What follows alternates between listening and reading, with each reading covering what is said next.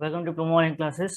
आज हम देखेंगे अप्लाइड मैकेनिक्स का ऑब्जेक्टिव टाइप क्वेश्चन, जिसमें हम लोगों ने लिया है आज पहला चैप्टर। ठीक है, अप्लाइड मैकेनिक्स का फर्स्ट चैप्टर स्टार्ट कर रहे हैं। ठीक है, इसमें जो इम्पोर्टेंट क्वेश्चन हैं जो कि ऑब्जेक्टिव पूछे जा चुके हैं उन्हें हम लोग लिया है, क्योंकि ये जेई लेवल के जो है जेई में पूछे गए हैं। ठीक है, जेई में पूछे गए जो लोअर लोअर क्वेश्चन है, मतलब लो लेवल के जो क्वेश्चन है उन्हें उठाया गया है, क्योंकि यही क्वेश्चन आपके एग्जाम में आने की संभावना सबसे ज़्यादा है। ठीक है, इससे आपके जेई के पॉइंट ऑफ व्यू से भी प्रिपरेशन हो जाएगी। ठीक है, लेकिन फोकस हमें अपने एग्जाम पे करना है फिलहाल। तो आइए स्टार्ट करते हैं ऑब्जेक्टिव क्वेश्चन चैप्टर 1 का। ठीक है, इसमें हम लोगों ने चैप्टर वाइज लिया है। जब ये चैप्टर वाइज खत्म हो जाएगा तो हम लोग नेक्स्ट टाइप का फिर क्वेश्चन करेंगे। तो आइए स्टार्ट करते हैं। देखिए, पहला चैप्टर हमारा जो है वो है इंट्रोडक्शन। ठीक है, देखिए पहला चैप्टर में क्या है, इंट्रोडक्शन। और इंट्रोडक्शन के चैप्टर है, बहुत इजी क्वेश्चन इसमें। पहला क्वेश्चन पूछा गया है, the unit of power is, कार्य की इकाई होती है। ठीक है, क्या होती है ये उसमें बताना है। ठीक है, ऑप्शन दे रखा है kilowatt, option B kilowatt hour, option C kilowatt per hour and option D kilo joule per second.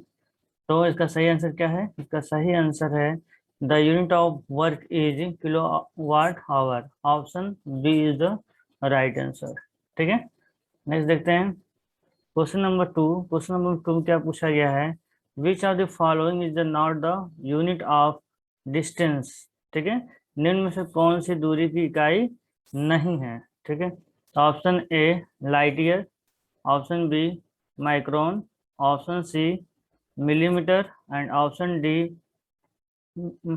Milestone. ठीक है, इसका सही जवाब क्या है? देखिए, लाइट ईयर डिस्टेंस मेजर करता है, माइक्रोन भी करता है, मिलीमीटर भी करता है, लेकिन मील का पत्थर ये नहीं करता है। ठीक है, तो हमारा जो जवाब होगा वो क्या होगा? Option D. Option D is the right answer. ये डिस्टेंस की यूनिट नहीं है। ठीक है, नेक्स्ट क्वेश्चन देखते हैं, क्वेश्चन नंबर 3। क्वेश्चन नंबर 3 में क्या पूछा गया है, which of the following is a vector quantity. ठीक है, निम्नलिखित में से एक सदिश मात्रा है, मतलब कि निम्नलिखित में कौन सी एक सदिश है? ऑप्शन ए देखा है एनर्जी, मतलब कि ऊर्जा, ऑप्शन बी मास भार, ऑप्शन सी मोमेंटम संवेग, ऑप्शन डी एंगल कोण। ठीक है, इसमें बताना है कौन सा इसमें वेक्टर क्वांटिटी है। ठीक है, इसका जवाब क्या होगा? इसका जवाब होगा मोमेंटम। ठीक है, option C is the right answer. Next question देखते हैं, क्वेश्चन नंबर 4। क्वेश्चन नंबर 4 में क्या पूछा गया है, identify the pair which has same dimension. ठीक है, इसमें बताना है किसके पास सेम डायमेंशन है। समान विमाओं वाले युग्म की पहचान करें। ठीक है, तो ऑप्शन ए है force and power, force and power यानी कि बल और शक्ति। Option B energy and work, ऊर्जा और कार्य। Option C momentum and energy, संवेग और ऊर्जा। Option D impulse and momentum, आवेग और संवेग। ठीक है, तो इसका सही जवाब क्या है? इसका सही जवाब है impulse and moment. Option D is the right answer. Okay, now move to next question, question number 5। Question number 5 में क्या पूछा गया है, the unit of power is in SI unit. ठीक है, पावर की एसआई में क्या इकाई है ये पूछा गया है।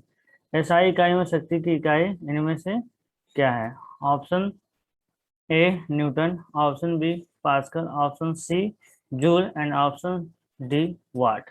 ठीक है, तो पावर की इकाई क्या होती है? पावर की इकाई है हम लोग की watt. Option D is the right answer. Next question, question number 6। क्वेश्चन नंबर 6 में क्या पूछा गया है, the MKS unit of diffusion coefficient is. ठीक है, प्रसार गुणांक की एमकेएस इकाई क्या है? ठीक है, तो ये पूछा गया है, तो इसमें सही जवाब क्या है? इसका सही जवाब है M by M square per second. ठीक है, मतलब कि option B is the right answer. ठीक है, इसी को ऊपर कर दिया गया है तो एम स्क्वायर एस के पावर -1 हो गया। Option B is the right answer. Next question देखते हैं, क्वेश्चन नंबर 7। क्वेश्चन नंबर 7 पूछा गया है, the dimension of the surface tension are. ठीक है, पृष्ठ तनाव की विमाएं हैं। देखिए, ये क्वेश्चन आप फिजिक्स में पढ़े होंगे। ठीक है, फिजिक्स में पढ़े होंगे, बट ये क्वेश्चन यहाँ भी आ गया क्योंकि इंट्रोडक्शन है, पहला चैप्टर है। ठीक है, पहला चैप्टर फिजिक्स की जैसा एकदम सेम है, मतलब मैकेनिक्स की पूरी फिजिक्स जैसी है, लेकिन थोड़ा सा उसमें चेंजिंग है। ठीक है, तो इसमें सही जवाब क्या होगा? कृष्णनाथ विमाएं। अगर आपको याद हो तो इसका आंसर हम बता दें, इसका आंसर होगा ऑप्शन डी। ठीक है, m to the power 1 l to the power 0 t to the power minus 2। ठीक है, option D is the right answer. Next question देखते हैं, क्वेश्चन नंबर 8 से उसी प्रकार का है। The dimension of the angular velocity are given by. Angular velocity, ठीक है, कोणीय वेग को किस तरह से दिखा सकते हैं बीमा में? इसका सही जवाब क्या है? इसका सही जवाब है n पावर 0 l की power 0 t to power minus 1। ऐसा किसमें है? इसमें है डी में। ठीक है, यहाँ पे option D is the right answer. अगर आपको याद नहीं है तो आप इसे याद कर लीजिएगा, ऐसे भी क्वेश्चन आपके एग्जाम में आ सकते हैं। ठीक है, नेक्स्ट क्वेश्चन देखते हैं, क्वेश्चन नंबर 9। क्वेश्चन नंबर 9 में क्या पूछा गया है?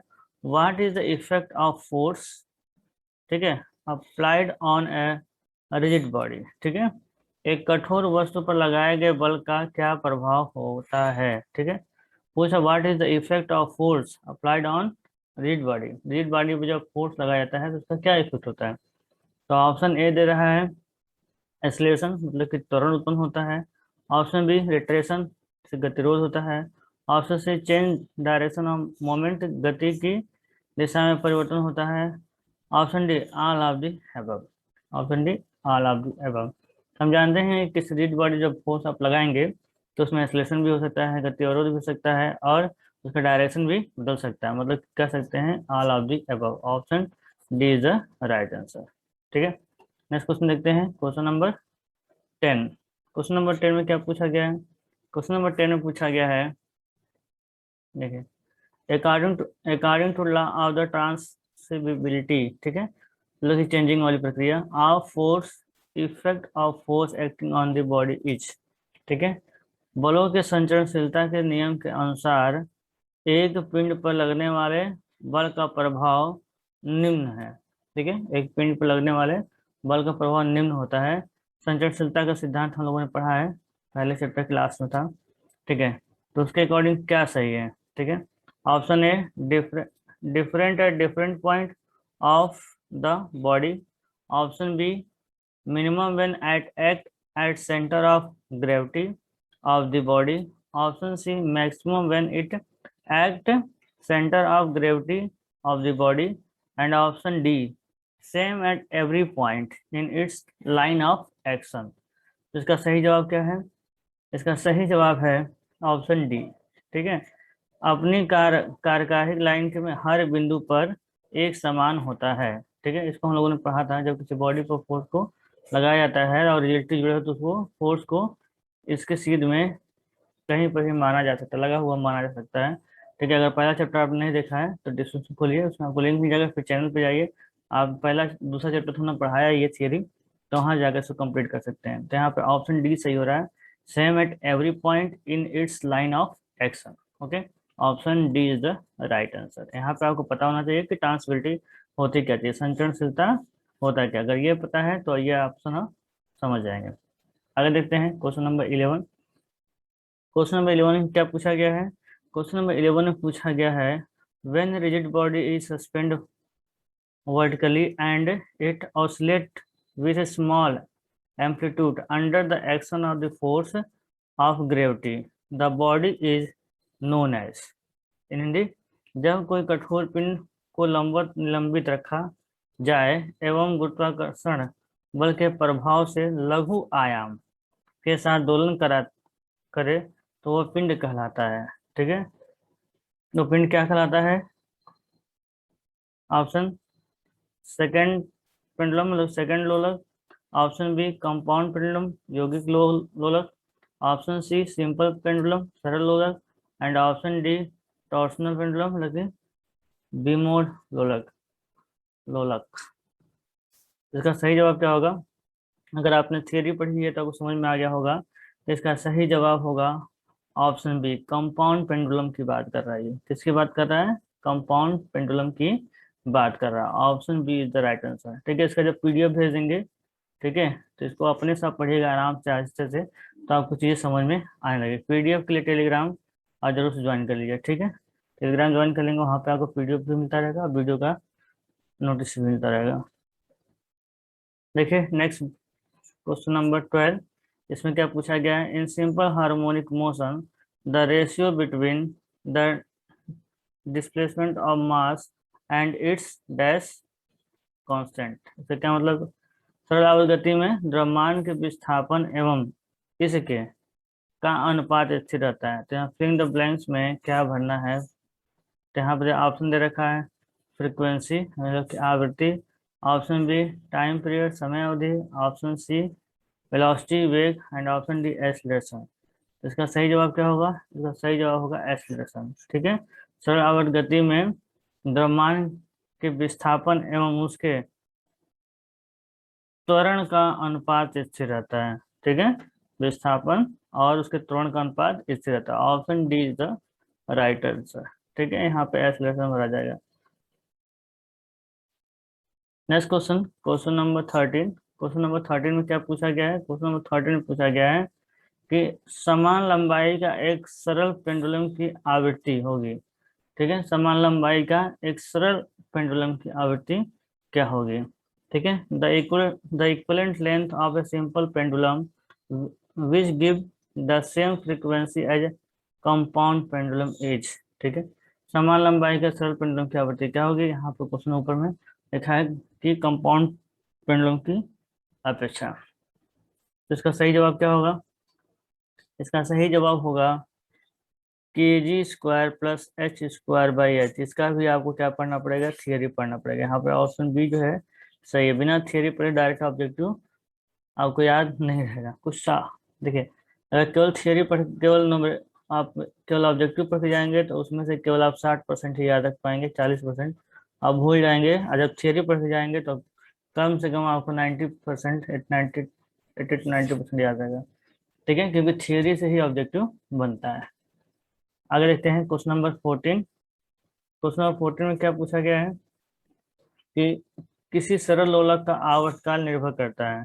ठीक है, the time period of a simple pendulum depends on, किस पर निर्भर करता है। Option A mass of bob गोले के द्रव्यमान पे, ऑप्शन बी एम्पलीट्यूड आयाम पर, option C length of pendulum लोलक की लंबाई पर, option D all of the above उपरोक्त सभी पे। ठीक है, किसी सरल लोलक का आवर्तकाल किस पर निर्भर करता है। ये क्वेश्चन बहुत इजी है, फिजिक्स का क्वेश्चन है। इसका सही जवाब क्या है, लेंथ ऑफ पेंडुलम लोलक की लंबाई पर। Option C is the right answer. ठीक है, नेक्स्ट क्वेश्चन देखते हैं। अगला क्वेश्चन है इन्फ्लुएंस लाइन आर। ठीक है, इन्फ्लुएंस लाइन क्या होती है, तो ऑप्शन दे रखा है scalar additive, both scalar and additive दोनों एंड दोनों अदिश एवं योग।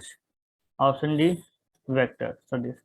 तो इसका सही जवाब क्या है, इसका सही जवाब है ये दोनों होते हैं, both. Option C is the right answer. Okay okay, आज के लिए बस इतना ही। यहाँ पे हम लोगों ने चैप्टर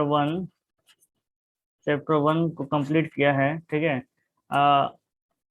इसके बाद हम वन लाइनर क्वेश्चन भी करेंगे, जो एक लाइन में कुछ सॉल्व हो जाएगा, इसके बाद करेंगे।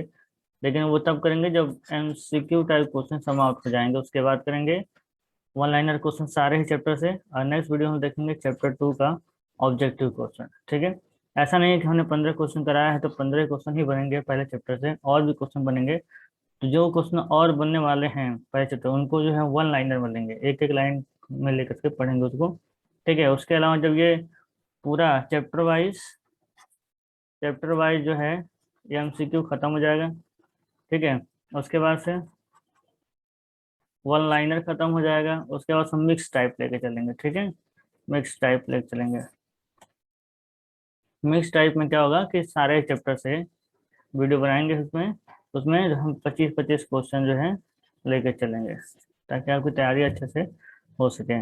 आज के लिए बस इतना ही, मिलते हैं नेक्स्ट वीडियो में। नेक्स्ट वीडियो हम करेंगे चैप्टर 2 का ऑब्जेक्टिव क्वेश्चन। ठीक है, ओके, थैंक यू।